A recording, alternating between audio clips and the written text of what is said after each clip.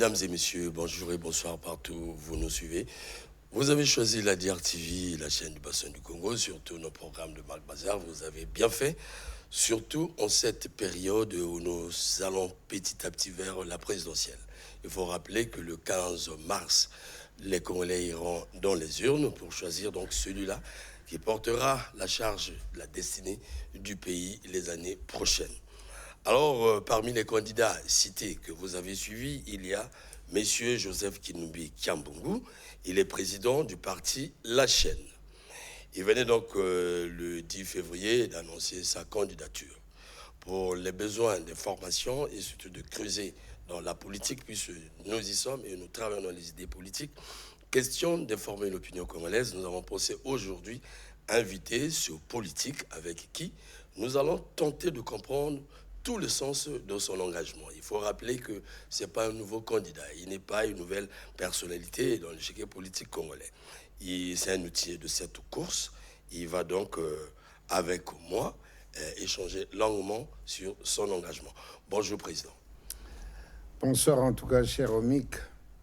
Merci beaucoup, surtout pour votre disponibilité. Je vous sais avec toujours un calendrier très chargé, surtout en net moment, avec votre équipe que je vois à côté. Écoutez, Omik, je crois que c'est plutôt pour moi un plaisir de vous retrouver. Merci. Cela fait bien longtemps. Absolument. C'est pour ça que lorsque vous avez demandé à ce que nous nous retrouvions pour échanger, j'ai dit à l'équipe, dites oui à Omik, puisque cela fait longtemps que nous nous sommes vus, nous avons parlé. Merci beaucoup. Et comme c'est l'occasion également aussi d'échanger à propos de la présidentielle qui arrive, qu'est-ce que nous-mêmes nous voulons, pourquoi nous y allons. Alors, ouais. Je crois que c'est parmi les questions que vous voulez certainement aborder avec moi. Absolument, absolument, Président.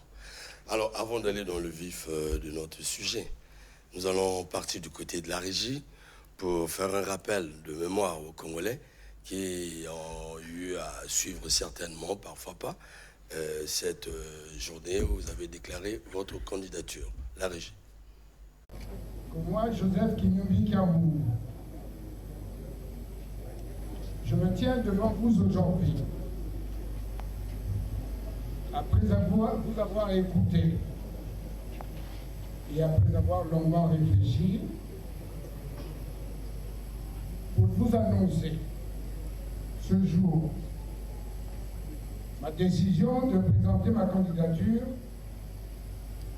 à l'élection présidentielle de mars 2026.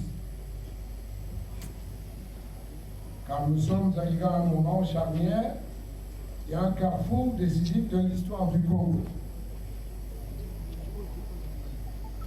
Mes chers compatriotes, aujourd'hui, je m'adresse à vous non pas comme un novice, mais comme un fils de ce pays profondément enraciné dans ses réalités, ses espoirs et ses défis. Après mes expériences démocratiques passées, moment où j'ai humblement sollicité votre confiance, j'ai appris et surtout persévéré. Cette persévérance n'est pas une faiblesse. C'est le reflet de mon engagement indéfectible pour notre nation. Congolaises, Congolais, citoyennes et citoyens, mes chers compatriotes, mes tentatives passées n'ont pas été vaines. Elles m'ont permis de parcourir notre pays, d'écouter et de dialoguer avec chaque génération, de comprendre les besoins criants de nos communautés rurales et urbaines.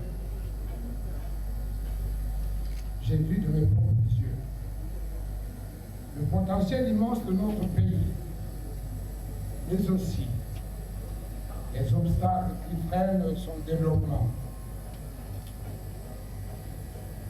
Cette expérience multiple me donne une vision claire, précise et sans illusion des leviers à actionner pour transformer le Congo.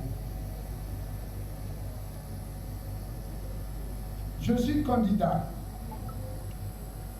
non pas comme un homme politique, mais comme un fils de ce pays, un frère, un citoyen profondément inquiet et résolu à vous servir.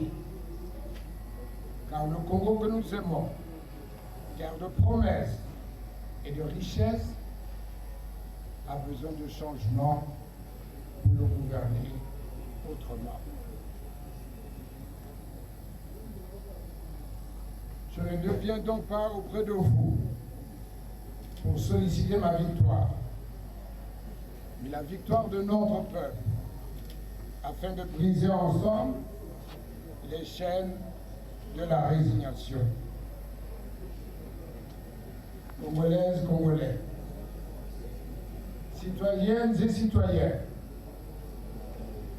mes chers compatriotes, cette élection ne sera pas un vote pour un homme, ce sera un bulletin pour l'avenir de nos enfants et de nos petits-enfants. C'est pourquoi je prends l'engagement ferme de gouverner autrement notre pays avec vous et pour vous. Toutefois, je ne viens pas avec des promesses creuses. Je ne viens pas comme un sauveur, mais comme un serviteur de la nation qui vous propose un nouveau chemin, avec une conviction profonde et un engagement sans faille, celui de reconstruire, brique par brique, et dans la dignité, ce pays qui regorge de potentiel, mais qui fait face à des défis considérables. Défis de la volonté réelle de la diversification de l'économie et de sa dynamisation. Défi de la bonne gouvernance. Défi de l'accès aux services essentiels pour tous. Défi de l'amélioration des conditions de vie de nos jeunes et de nos aînés. Défi de la quête de la cohésion sociale et défi de la quête de souveraineté. Voilà, mesdames et messieurs, chers téléspectateurs, qui a été donc de l'allocution, si je peux le dire comme ça, de la synthèse un peu de sa politique annoncée lors de cette journée en face de la presse et bien sûr de ses militants. Souvent, on nous pose la question, c'est juste pour des besoins, en tout cas politiques, que nous emmenons ces candidats ici, pour creuser leurs pensées politiques. Parce que généralement, notre opinion ne sont pas souvent de la pensée politique pour souvent s'accrocher aux hommes. Donc aujourd'hui, Président, vous venez de refaire encore la mémoire avec votre message de ce jour. Alors, nous vous savons grand carriériste de cette épreuve parce que nous étions, moi j'étais témoin lorsque vous vous lancez pour la première fois. Alors, la question, Président, cette candidature, est-ce que c'est pas une candidature de trop? Bien, merci, cher ami. Je ne pense pas que cette candidature est une candidature de trop. Pourquoi je le dis? Et parce que simplement, si je me suis engagé en politique, il y a bien une raison. C'est celle de servir le Congo et les Congolais que nous sommes, que vous êtes. Et lorsque je démarre cette expérience, comme vous l'avez dit vous-même, j'étais bien plus jeune. Absolument. Et on sortait des événements très difficiles dans notre pays. Oui. Il fallait prendre le courage d'aller affronter le candidat du PCT, le président Denis Sassou Nguesso, président de la République actuelle, qui est en même temps candidat aussi. Et je crois que vous avez été témoin de ce que je disais à l'époque. C'était vraiment la volonté d'aller et de privilégier le Congo. Et je crois qu'à l'époque, déjà, je disais, il y a eu les événements politiques, mais nombreux sont allés en exil. Moi, je suis resté. Absolument. Et je disais à l'époque, bien sûr, je rappelle, que le président Lissouba, parti en exil, avait dit, pendant qu'il était aux affaires, il disait il fallait prioriser le Congo. Absolument. Le Congo passait avant. Et ce n'est pas parce qu'il y avait eu ces événements qu'il fallait abandonner le Congo à son propre sort, mais qu'il fallait sortir de cette situation. C'est ce que nous avons essayé de faire. Et bien sûr, par la suite, même ayant perdu, je suis reparti aux élections. Et comme je l'ai dit tout à l'heure, je ne suis pas un novice. Ce sera pour la 5e fois que j'y vais. Absolument. Mais dans quel but? Le but, c'est de réussir à l'examen, que je sollicite les suffrages des Congolais que vous êtes. Et je peux rappeler aussi que, comme vous l'avez entendu, j'ai expressément dit, j'ai sillonné le pays. Peut-être pas dans les moindres recoins, mais j'étais, ces derniers temps, je peux vous le dire, harcelé par les Congolais que vous êtes. Mais président, qu'est-ce qui se passe? Qu'est-ce que vous nous dites? Mais vous dire quoi sur quoi? Mais comme il y a l'élection qui arrive, qu'est-ce que vous faites? Est-ce que vous ne serez pas candidat? Nous souhaitons que vous le soyez. Absolument. Alors, ayant entendu la volonté, en tout cas d'une grande partie de la population, je puis le dire, j'ai médité et j'ai pensé répondre positivement à l'appel que les Congolais vous m'avez lancé. Et c'est pour ça que je suis candidat. Et non pas pour moi, mais c'est pour les Congolais et pour le Congo. C'est pour ça que je suis candidat. Alors, 5 ans durant, Président, nous voulons comprendre l'être du politique. Hein. Ce n'est pas tous les Congolais qui font la politique, vous venez de le dire. 5 ans durant, vous avez tenu mordicus, vous êtes un humain. Alors, peut-être que je vais vous pousser à pas à vous répéter, mais au moins, on veut comprendre qu'est-ce qui vous détermine. Est-ce que ça suffit, vous suffisez au mal du Congo, ou il y a quelque chose qui s'allume en vous en tant que politique, qui permet à ce que vous soyez déterminé jusqu'aujourd'hui, 5 ans après? Qu'est-ce qui caractérise l'homme dans ce sens? Non, mais mon cher Romik, je disais tout à l'heure que faire la politique, c'est quoi? C'est gérer la cité. La cité pour qui? Pour les citoyens. Et je peux vous rappeler, je me permets, et vous me le permettrez en tout cas, de vous rappeler que Saint Paul, dans les Saintes Écritures, disait, eh bien, si vous faites quelque chose, il faut le faire avec amour. Et je fais la politique avec amour. Et pour faire quoi? Pour servir les Congolais que j'aime, le Congo que j'aime. Et donc, comment voulez-vous que je laisse le Congo dans la situation que nous connaissons, alors que j'ai choisi de servir? Et vous m'avez interpellé ces derniers temps pour dire, mais évidemment, qu'est-ce que vous faites à l'occasion de cette élection? Évidemment. Et donc, c'est pour cela que je dis, il faut que j'y aille, puisqu'on m'appelle, le devoir m'appelle. C'est un devoir, c'est un sacerdoce pour moi, si vous voulez, que faire la politique, parce qu'il faut être au service des autres. Et c'est ça qui me pousse à ne pas s'arrêter, à continuer ce combat de défendre les intérêts des Congolais que vous êtes, et de vouloir gérer la cité pour que vous retrouviez ce que vous souhaitez avoir. Parce que je peux vous le dire, personnellement, et je crois la majorité des Congolais ne sont pas satisfaits des politiques qui sont menées depuis des années jusqu'à maintenant. Et c'est pour ça que vous connaissez la situation que nous traversons.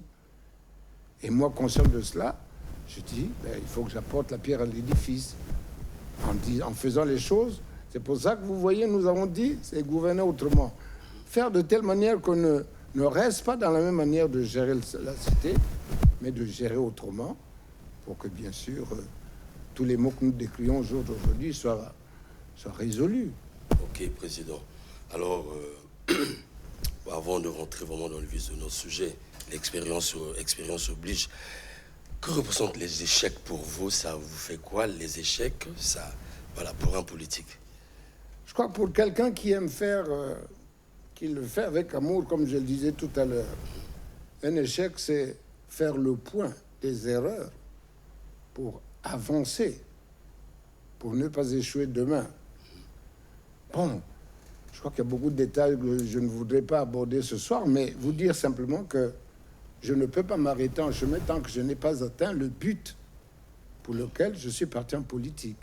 C'est de servir les Congolais. C'est donc la détermination. Donc l'intérêt général, voilà.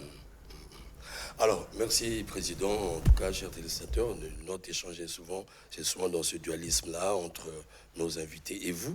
Question de moraliser la société, faire comprendre cette réalité au Congolais. Il faut rappeler que après la guerre du 5 juin, voilà, quand il y avait encore un climat tendu, les Congolais se souviennent encore, il n'était pas facile de s'engager dans cette bataille. Il y avait, comme qui dirait, les faux pays, tout ça en politique. Mais nous avons découvert cet homme en ce moment-là, après que le parti de l'Issouba était franchement en berne, tout le monde était parti, et lorsqu'il va surgir, ça avait surpris tout le monde de tenir tête au président Denis Sassou Nguesso, vainqueur de la guerre à l'époque. Et nous, la presse, nous avons eu cette occasion de rentrer là-dedans, de voir comment on devait relancer la machine étatique. En tout cas, on garde encore ces bons souvenirs.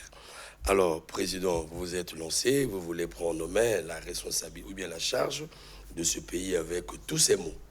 Alors, c'est un grand risque, certainement, mais vous dites c'est un engagement.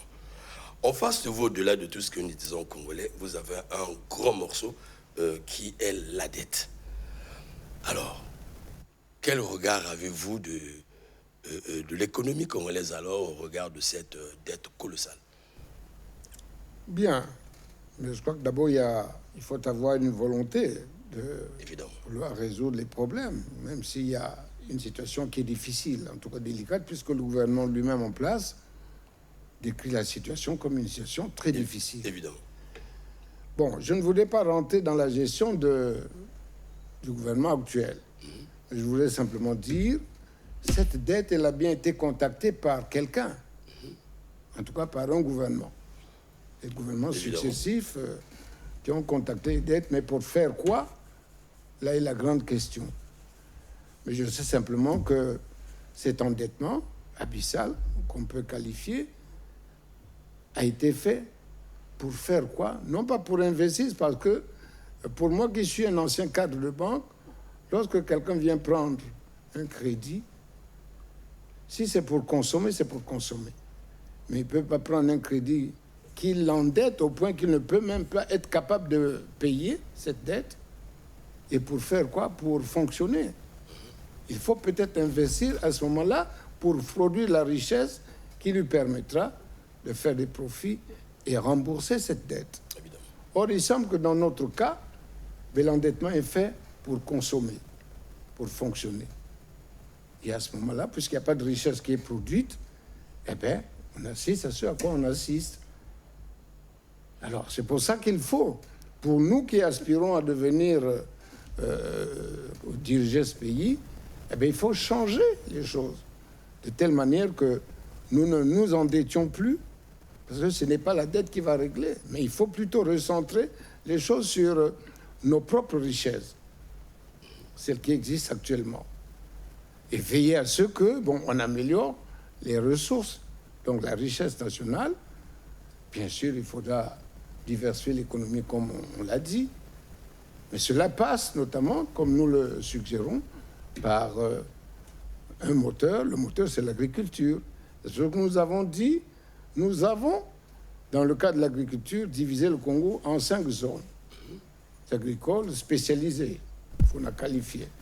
C'est-à-dire quoi? C'est-à-dire utiliser le terrain pour produire à partir des réalités du terrain.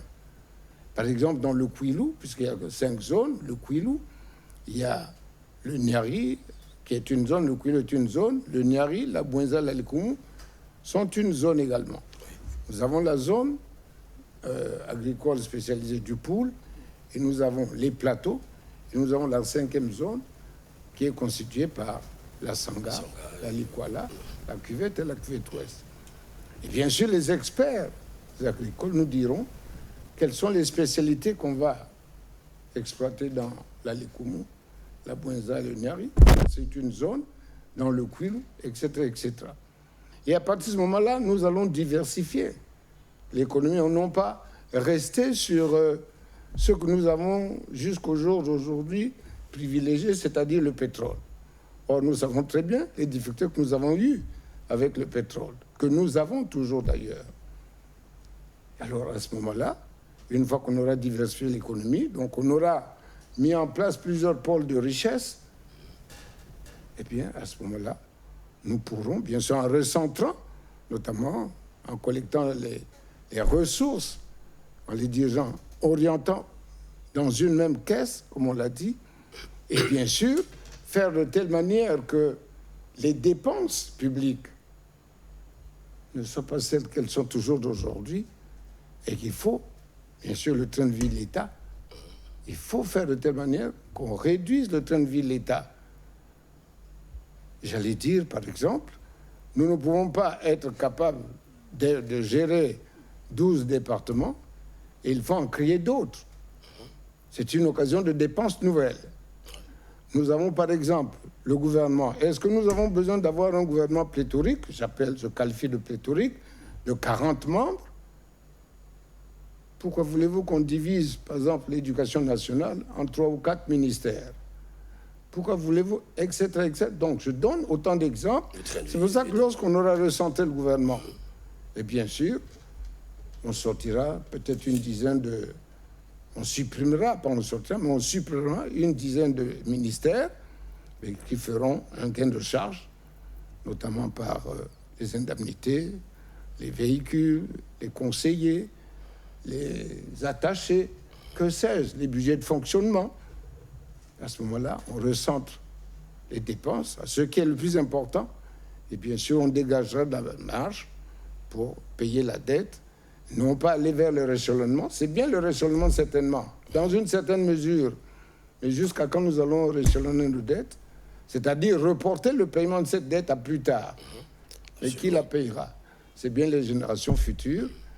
Bien sûr que nous ne voulons pas condamner. En ce qui nous concerne, bien sûr, nous ne voulons pas condamner les générations futures, mais bien au contraire, créer de la richesse pour que ces générations futures trouvent ce qu'ils ont à faire.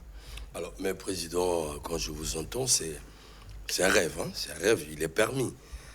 Et pourtant, la boucle, c'est vraiment la situation dans laquelle se trouve le pays. Parce que nous voyons les candidats venir de partout, voilà, qui incitent l'opinion. Parce qu'il faut dire que le Congo est trop politisé, il faut le dire comme ça. Et ça touche même la population, au point où parfois la réflexion politique échappe au niveau de l'opinion. C'est de la politique pour des hommes et non pour le pays, je le dis, parce que nous tâtons cela. Vous allez voir des bases des politiques. En fait, ce que vous dites échappe à certaines bases politiques, à certains Congolais même de la rue. Mais les hommes éclairés, avisés, lorsqu'ils voient la dette, parfois ils se posent la question, pourquoi les gens courent franchement à la présidentielle? Et ça avec l'arrivée de nouveaux candidats. Au-delà de ce que vous avez dit, Président, est-ce que, d'ailleurs, vous êtes institutionnel? Vous connaissez bien ces choses, parce que vous avez eu le temps de convoquer même le gouvernement là en public. Est-ce que le Congo sortira de ce gouffre? Bien entendu. Vous ne pouvez tout de même pas imaginer qu'il y a des pays, bon, je ne vais pas vous les citer ici, mais il y a des pays qui ont passé par cette épreuve difficile de l'endettement, ou j'allais presque dire, entre guillemets, de la faillite. Mais les pays ne sont pas morts. Bien sûr, il y a eu d'autres dirigeants qui sont arrivés et qui ont changé fondamentalement la manière de faire. De ne pas dépenser autant d'argent, surtout quand on n'en a pas, mais de créer de la richesse, en tout cas, d'augmenter les ressources et pour pouvoir payer cette dette. On ne peut pas dire que le Congo ne se sortira pas de cette situation-ci. C'est pour ça que nous disons qu'il faut changer la manière de gouverner ce pays. Vous allez changer la manière de gouvernement du pays, mais le pays dépend pour la plupart de ses matières premières. Mais vous savez bien que l'endettement part de là aussi. Tout a été, semble-t-il, déjà gagé d'avance. Quel est ce régime qui va arriver, qui n'aura pas la même mise sur ces matières premières, qui puisse réaliser à bien son projet? Mais certainement que les ressources futures ont été gagées. Jusqu'à quel niveau, je ne peux pas vous le dire, puisque je ne suis pas au gouvernement. Bon, il y a des chiffres que nous n'avons pas forcément toujours. C'est ça la difficulté, notamment pour faire avec exactitude, pour dresser un plan.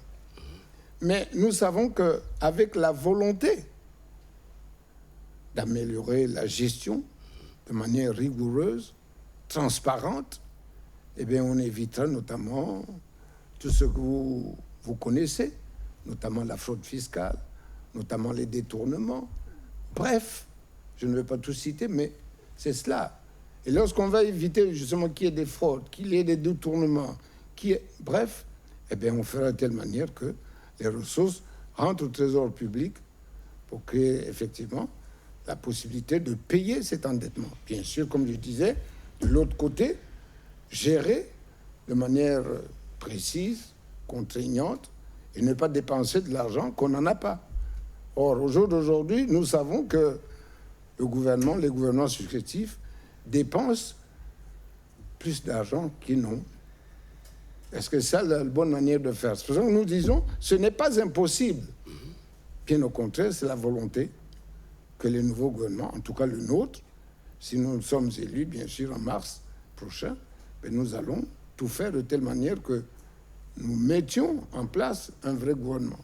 Faire un audit, notamment financier. Quelles sont nos possibilités de recettes? Toutes les poches de fuite, eh bien, il faut les fermer, recentrer les recettes, faire de telle manière qu'on ne dépense pas ce que nous n'avons pas et privilégier la dette. Et bien sûr, entre-temps, comme je vous disais tout à l'heure, il faut diversifier l'économie pour créer d'autres pôles de richesse. Voilà, cher Omid. Donc ce n'est pas impossible, ce n'est pas une mission impossible. Merci beaucoup. S'il y avait seulement la volonté, même ce gouvernement peut le faire. Oui. Mais il manque la volonté.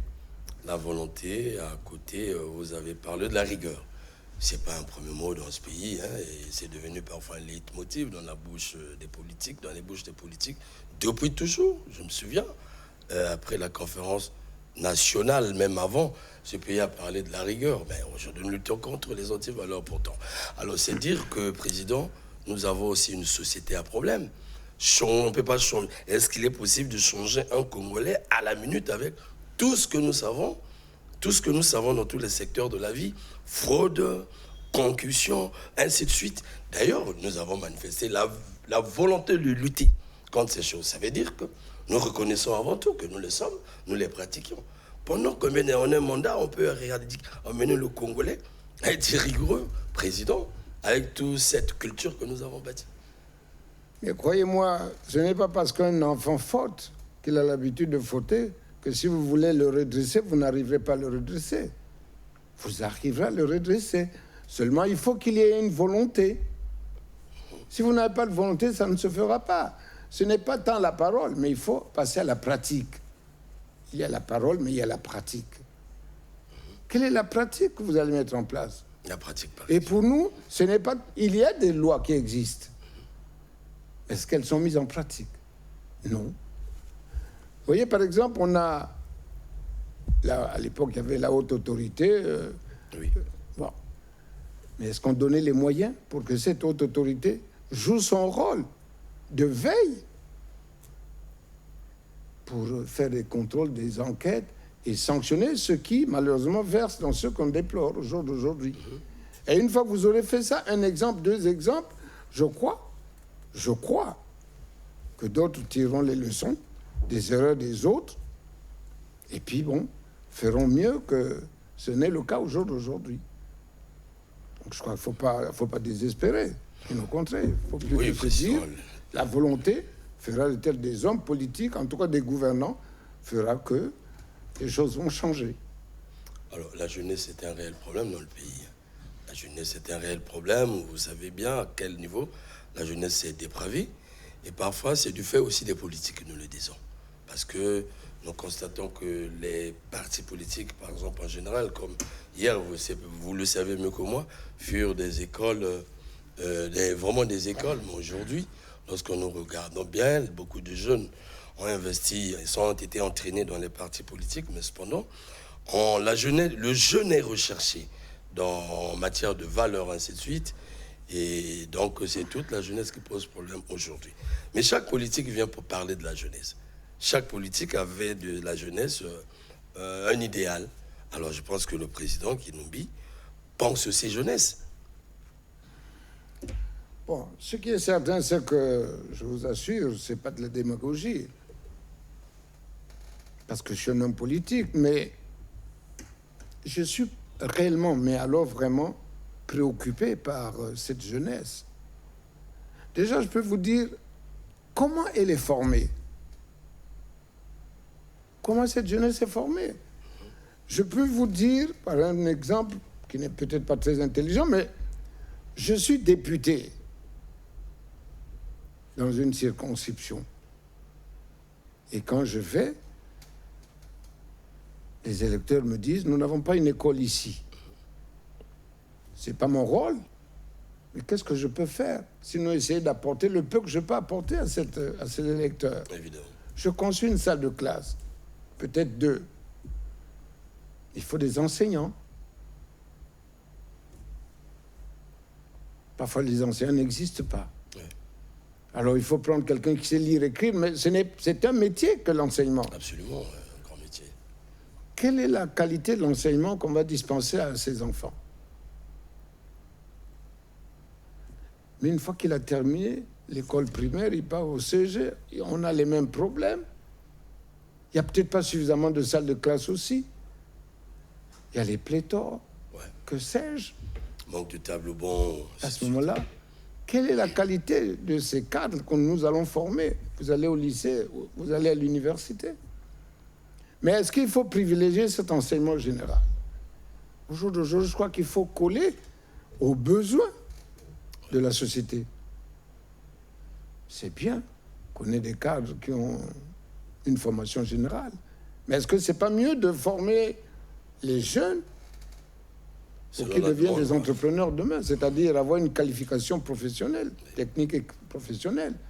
Je crois qu'il faut s'orienter vers cela pour coller aux besoins de la société. Vous pensez comme Et à ce moment-là, on leur donner la possibilité. C'est pour ça que nous avons dit, en ce qui nous concerne, 200 milliards seront consacrés chaque année pour la jeunesse. Parce que non seulement il y aura la formation technique, professionnelle, et il y aura la possibilité de leur donner la possibilité de créer des entreprises. Et notamment, pourquoi pas, dans le cas de la transformation, puisque nous avons parlé ici tout à l'heure des zones agricoles spécialisées. Oui. Et peut-être qu'au lieu d'exporter les produits bruts de l'agriculture, il faut transformer. C'est tout ça qui crée la richesse. Si vous ne le faites pas, je ne vois pas ce que vous allez devenir demain. Et ces jeunes, malheureusement, sont abandonnés à eux-mêmes. Ils n'ont plus d'espoir pour l'avenir. C'est pour ça qu'ils s'adonnent à quoi? Lorsqu'il y a un meeting ici et là, bon, les jeunes courent pour avoir peut-être 1000 francs. Évidemment. Mais quand nous, les hommes politiques, leur avons donné cette habitude de courir pour avoir 1000 francs, est-ce que ça suffit? Est-ce qu'on leur donnera, même quand bien même, on donnerait les 1000 francs tous les jours? Mais est-ce que c'est la dignité d'un homme? Ah non. C'est pour ça que les Chinois disent, eh bien, il faut apprendre à pêcher un enfant et non pas lui donner du poisson. Donc pour nous, il est question d'apprendre à pêcher à ces jeunes. Mais c'est eux l'avenir dans tous les cas. C'est pour ça que ce n'est pas quand je le dis, ce n'est pas creux. C'est pour ça que je dis, il faut maintenant arrêter avec les promesses creuses, les slogans, mais passer concrètement à ce que nous voulons pour notre pays, et parce que c'est cette jeunesse qui va construire le pays de demain. Évidemment, merci beaucoup. En tout cas, la question de la jeunesse, chers téléspectateurs, préoccupe non seulement les politiques, aussi tout le pays. C'est une question très globale. Mais en tout cas, nous avons vu une lumière de votre part à ce sujet. Il faut le dire ouvertement que la jeunesse est très mal utilisée aujourd'hui. Et nous avons suivi la montée de l'opération Bébé Noir. La cible était la jeunesse. Donc, pour chaque candidat qui viendra, je pense, ce sera un problème. Parce que ce matin encore, nous échangeons. On ne se suffira pas à, par exemple, à mener une action. Oui, on a donné le top, mais la suite, c'est quoi? Une jeunesse, elle perdure dans le temps. Et c'est ce que nous ferons avec tous les candidats. Alors, Président, vous connaissez mieux l'histoire de ce pays, en âge, en expérience, en fonction. Et lorsque il y a problème dans le pays, et d'ailleurs, l'histoire du pays est très triste, hein, il faut dire comme ça, et chargée souvent des négativités du fait de la politique quand même, à partir de 1959 jusqu'à aujourd'hui. Et lorsque parfois on annonce la présidentielle, les gens ont peur, c'est des phobies. Et c'est ça cette histoire. Et donc au centre, il y a le problème de la cohésion nationale. Et ça sort souvent des politiques. Voilà. Et nous savons bien l'état du pays, nous connaissons la conscience nationale au-delà de tout. Alors, parlons cohésion nationale, Président. Nous avons parlé de vivre ensemble dans ce pays, beaucoup de choses, beaucoup de slogans. Comment donc? Quelle est la perception que vous avez, Président? Mon cher Omik, je disais tout à l'heure que tant qu'il n'y a pas de vraie volonté à faire, on peut faire citer tous les slogans. Mais qu'est-ce que ça apportera sur le terrain? Vous venez d'en parler tout à l'heure, mais quand nous parlons de cohésion nationale, c'est vraiment une cohésion nationale parce que le pays actuellement, j'allais dire, dans les cœurs, les gens sont divisés. Évidemment. Est-ce qu'il y a des raisons de dire que parce que vous êtes né dans le Kwilu, moi je suis né dans la Bouenza, vous êtes moins congolais que moi? Que vous n'avez aucun droit? Mais pas du tout. C'est pour ça que pour nous, que vous soyez du nord, du sud, vous êtes congolais, un point, un trait. Vous avez des compétences, eh bien, on les utilisera, un point, un trait. Il y a eu les événements politiques, les guerres, notamment, certainement issues des élections, Évidemment. mal comprises, certainement, par nous les hommes politiques. Mais est-ce qu'on peut continuer de faire comme cela? Non, malheureusement. Et à partir de ces peurs, par les élections passées, il faut qu'on passe à autre chose. Et pour nous, il faut que les Congolais sachent que demain, ils choisiront. Mais qu'ils sachent choisir. Mais celui que les Congolais auront choisi demain, choisiront demain, mais ce sera le vainqueur. Point. Évidemment. Je n'irai pas, moi, personnellement, dire si un tel a gagné, eh bien non, c'est une fausse victoire. Eh bien, il faut aller soulever les gens pour qu'il y ait d'autres événements, malheureusement, que nous avons connus par le passé. Ce n'est pas le cas en ce qui nous concerne. Si nous faisons tout pour gagner. Oui. Si votre élection est volée, par exemple, comme j'ai suivi un politique qui nous a dit, il a dit devant voix de presse qu'il ne se présente pas clairement parce que le PCT a déjà gagné les élections. Voilà une communication politique. Ce qui est certain en ce qui nous concerne, nous faisons tout pour que les Congolais nous soutiennent. Parce que nous proposons autre chose que ce qui est proposé jusqu'au jour d'aujourd'hui. Et vous, les Congolais, vous savez dans quelle situation le pays se trouve. Et je pense que quand vous vous leverez demain pour aller au bureau de vote, vous, les Congolais, eh bien, vous choisirez pour le changement. En tout cas, je l'ai dit tout à l'heure, en tout cas... J'ai suivi... oui. C'est là où je me suis inspiré. C'est là-dedans. J'ai dit, mais non. Mais pour nous, nous savons que la victoire ne peut pas nous échapper parce que nous voulons gérer les choses autrement et les Congolais qui sont là, qui sont dans la situation que nous connaissons tous, mais veulent que les choses changent. Je crois que c'est pour cela que j'ai été interpellé plus d'une fois, en tout cas, partout où je passais, on me disait, mais Président, votre candidature, croyez-moi, j'ai dû réfléchir longtemps pour prendre la décision.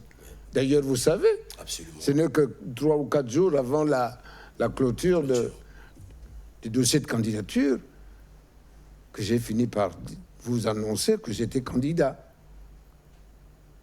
Donc, il y a bien une raison.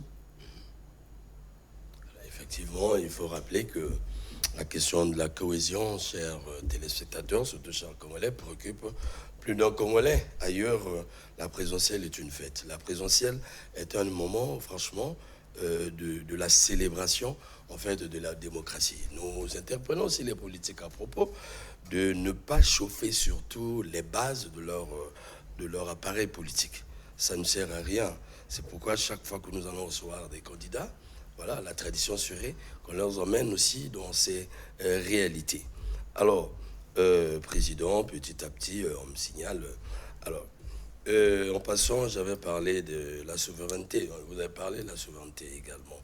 Bon, en ce qui concerne les matières premières, vous avez vu, vous savez mieux ce qui s'est passé dans le Sahel.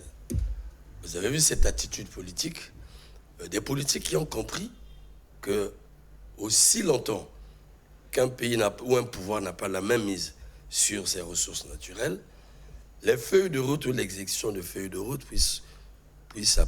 peut apparaître comme des illusions. Et il y a même des Congolais ici qui ont souvent proposé de régler ces questions avant même de se précipiter à aller aux élections. Alors le président Kinumbi, une fois que vous avez la chose en main, comment pensez-vous rompre vraiment ce cordon avec nos codières, comme on aime le dire au Congo, ou bien avec nos partenaires en la matière? Bien, merci beaucoup, cher Omik. Mais je crois que déjà, je n'ai pas la situation réelle de ce qui se fait. Je sais simplement qu'il y avait des accords coloniaux qui ont été mis en place, qui sont certainement appliqués, mais je ne pourrais pas vous en parler dans les moindres détails. Okay. Mais ce qu'il faut dire, à partir du moment où nous avons des richesses du sous-sol, et si elles sont exploitées, et bien entendu, avec ceux qui ont la capacité technique et financière de le faire, ben je crois qu'il y a des négociations qu'il faut mener pour regarder, parce qu'il faut que ce soit du gagnant-gagnant. Ils n'ont pas dire c'est notre bien, mais que celui qui veut faire, qui veut venir, prendra ce bien-là, bon, sans nous laisser, sans rien nous laisser pour notre développement. Je crois que c'est des questions qui sont à voir. Évidemment. Quelles sont les réalités sur le terrain? Qu'est-ce que nous allons mener comme négociation avec, bien sûr, les majors, comme on peut les appeler? Quelles sont les négociations? Quelle est la part qui nous revient? Je crois que déjà à l'époque, le président Lissouba avait, dans le cas du pétrole, négocié les contrats de partage. Bon, je ne sais pas où on en est, mais je crois que s'il y a des erreurs, il faut les corriger. Aujourd'hui, ce n'est pas seulement le pétrole, mais il y a les ressources minières qui sont exploitées par d'autres pays amis. Le pétrole, d'autres mines, voilà, évidemment. D'autres mines. Est-ce que c'est pour ça qu'on tend de plus en plus vers les contrats de partage, comme par exemple ceux qui exploitent les forêts? On a présenté un projet de loi, notamment dans le cas de l'extraction du bois avec les forestiers, pour dire qu'il faut mettre en place des contrats de partage. Et pour que nous y trouvions ce dont nous avons besoin, notamment les ressources dont nous avons besoin pour notre développement. Voilà. Je donne souvent raison à mon jeune frère, qui doit être votre secrétaire général, si je ne me trompe pas, qui nous avait toujours dit que sans une bonne économie, il n'y a pas une réussite politique. Ce n'est pas possible. Voilà. Et ça se vérifie lorsque nous observons les analyses d'un cabinet, ils viennent de les mettre à jour, nous consultons, et ça répond parfois au manque d'avancement ou l'exécution de plans de politique. Quand même la volonté politique y est, mais il faut des moyens.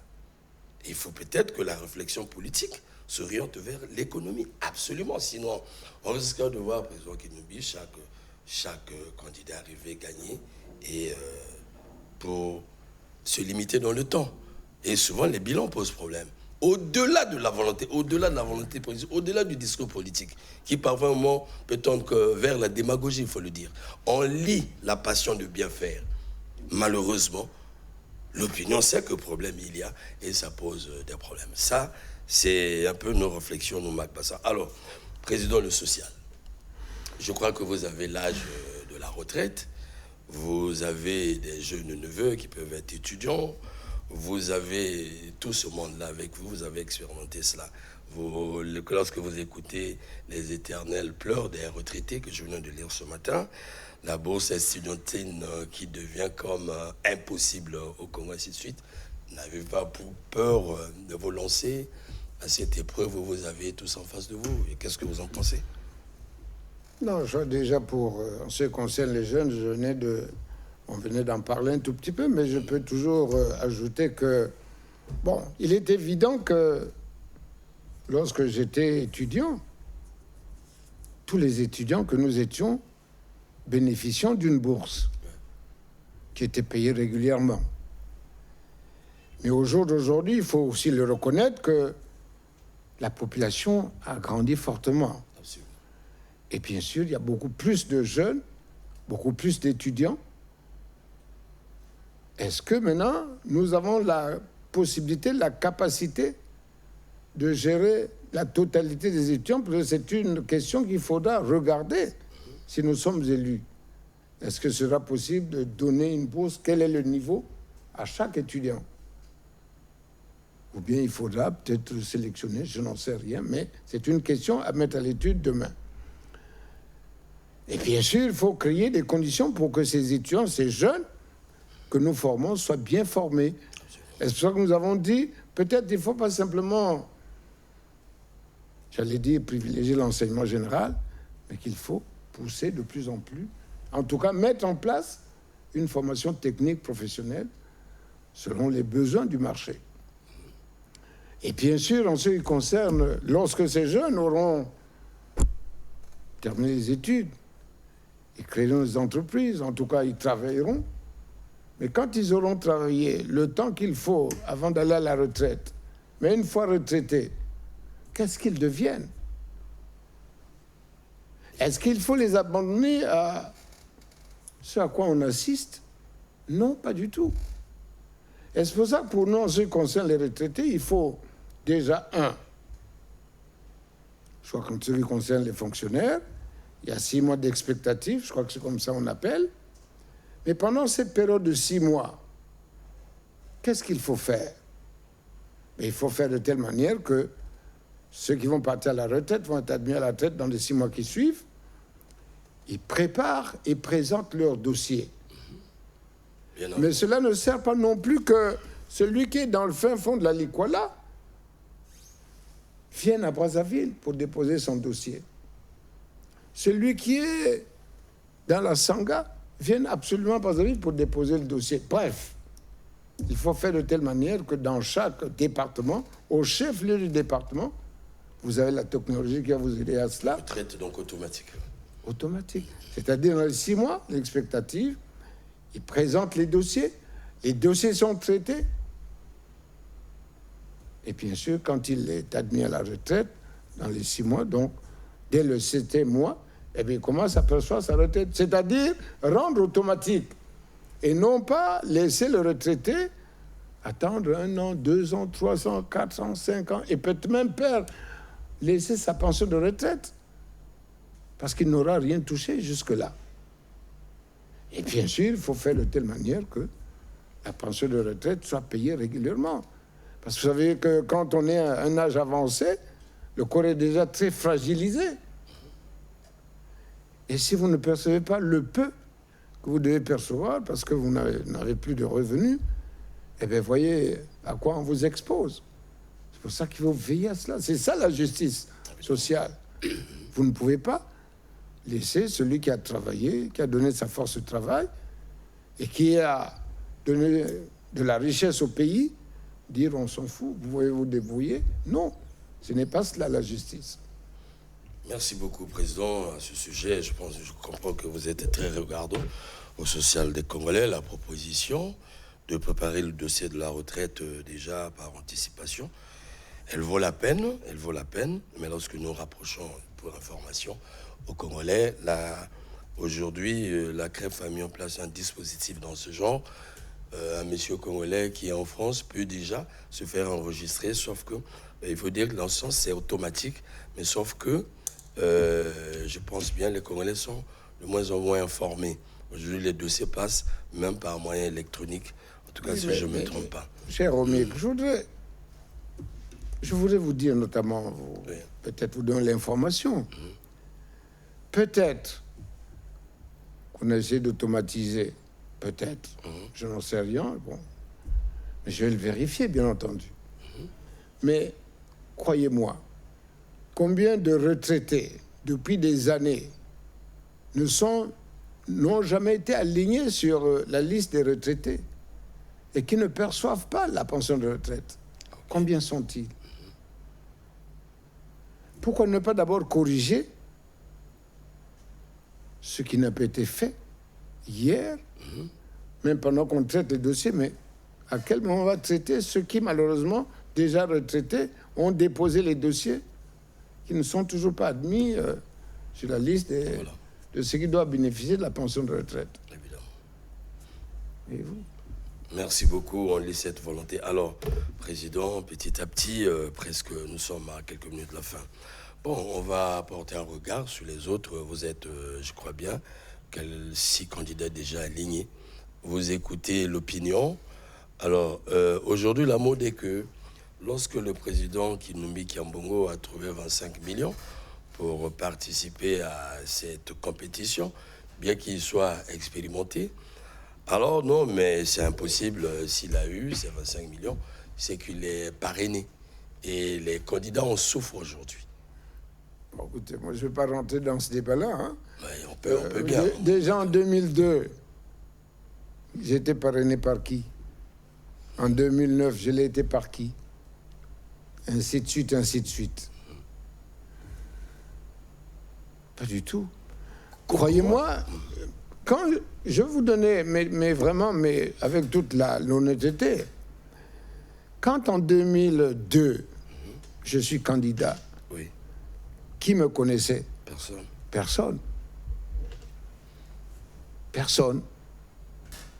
J'étais candidat. C'était la nouveauté. Certainement sans grands moyens. Mais nous avons fait ce qu'il fallait faire avec la volonté de vaincre. Bon, moi, je ne veux pas rentrer dans ce débat, comme je disais tout à l'heure, mais vous savez, on suppute toujours. Vous achetez une voiture, on dit comment il a fait pour faire. Bon. On suspecte toujours que Romic achète une voiture, on ne sait pas comment il a fait pour l'avoir, il est peut-être allé, je sais pas, etc. Bon. Arrêtons ça aussi. Et si jamais il n'y avait que le président du PCT, le candidat président actuellement, qu'est-ce qu'on dirait? Et maintenant qu'il y a des gens qui veulent dire en face du président, nous aussi nous sommes candidats, on veut y voir je ne sais pas trop quoi. Qu'est-ce qu'on veut finalement? Et pourtant ce sont les Congolais qui disent il faut qu'il y ait d'autres candidats en face. C'est finalement paradoxal. C'est paradoxal. Voilà. Alors vous ne comprenez même plus ce que les Congolais eux-mêmes veulent. C'est pour ça que je ne veux pas rentrer dans ce débat-là. Je préfère dire, j'allais utiliser une expression qui n'est pas très bonne. Merci, Président. Ça vaut la peine. Ça vaut la peine. En tout cas, je vous fais ce partage en live. Beaucoup de candidats en souffrent, qui ont de la volonté, qui ont de l'enthousiasme, franchement, et qui ont de la vocation. Donc, c'est maintenant le Congo qui ne donne plus la place, l'électorat, qui ne donne plus la place aux libres Congolais de mener ce combat alors qu'il est dans ses aspirations. Une fois que moi j'ai écouté les candidats pleurer, les candidats s'indigner, m'appeler au MIC, essayer de réfléchir à ce sujet.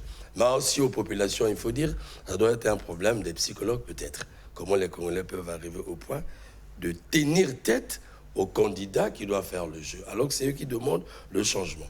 Mais quand un Congolais se présente, et ça pose problème, non, il a été financé. Mais finalement, qui voudrons-nous puisse être acteur du changement? Finalement, c'est des questions que nous renvoyons à l'opinion, et peut-être que nous allons y réfléchir. Alors, Président, la tradition chez nous, lorsqu'on arrive au terme de notre émission, le candidat est en face de l'opinion, la caméra est là. Votre mot de la circonstance, pour la circonstance. Je voudrais simplement dire, je pense que les Congolais savent ce qu'ils veulent, ou du moins je l'espère. Et je crois que c'est eux qui veulent que les choses changent face à la situation actuelle. Mais pour que les choses changent dans ce pays, si c'est pour refaire la même erreur qu'hier, Mais ce n'est pas ça qu'on veut finalement. C'est pour ça que je dirais, pour moi qui suis député dans une circonscription, si les électeurs majoritairement disent « nous voulons le changement », ça veut dire que ce ne sera plus moi. Au-delà de ce que je ferai, peut-être donner le t-shirt, peut-être, etc., etc. C'est cela. C'est pour ça que je dis, mais comme vous avez dit tout à l'heure, Romik, que veulent finalement les Congolais? Si c'est le changement, alors nous leur proposons le changement, parce que nous voulons gouverner autrement, pour faire que les Congolais, finalement, finissent par trouver ce qu'ils attendaient depuis longtemps, les changements, pour que demain, bien sûr, les jeunes soient mieux formés et du travail, qu'on crée de la richesse pour notre pays, en diversifiant l'économie, comme on l'a dit. Et bien sûr, en ce qui concerne les jeunes, comme je l'ai dit, depuis le jour où nous avons déclaré notre candidature, nous mettrons les moyens pour ce faire, tant pour leur formation que pour leur accès à l'emploi, si ce n'est pas par eux-mêmes. Et bien sûr, ce sera par faciliter les choses sur le terrain pour qu'il y ait d'autres entreprises qui soient créées et qu'ils puissent trouver du travail. Mais la fonction publique ne peut pas prendre tous les Congolais qui sont dans le besoin de travail. Et donc, aussi pour notamment nos aînés qui sont partis à la retraite, faire de telle manière que finalement ils retrouvent un peu leur dignité. Parce que, bon, la pension de retraite sera reversée régulièrement, qu'ils atteindront l'automaticité de la pension de la retraite.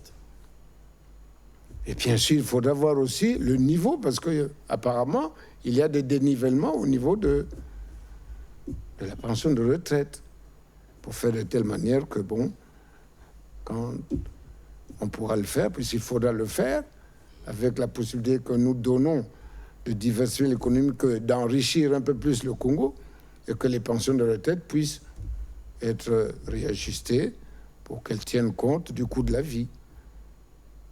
Voilà en gros ce que je pourrais dire. C'est pour ça que nous disons aux Congolais, nous voulons vous apporter autre chose que ce qu'on a observé depuis des années. Donc, votez le candidat de la chaîne que je suis, Joseph Kinyumbi Kiambungu, que vous avez réclamé à corps et à cri. Merci beaucoup, Président. J'avais reçu, voilà, 1 heure avec le président Kinyumbi Kiambungu. L'objectif était de tâter à fond, en tout cas, le sens de son engagement. C'est ce que nous avons commencé à faire depuis près d'1 semaine. Nous recevons les candidats, non pas pour la campagne d'abord, mais en tout cas, il faut les mettre en face des Congolais pour comprendre pourquoi ils se sont engagés. Arrivera le lancement de la campagne où nous allons les mettre en face de vous.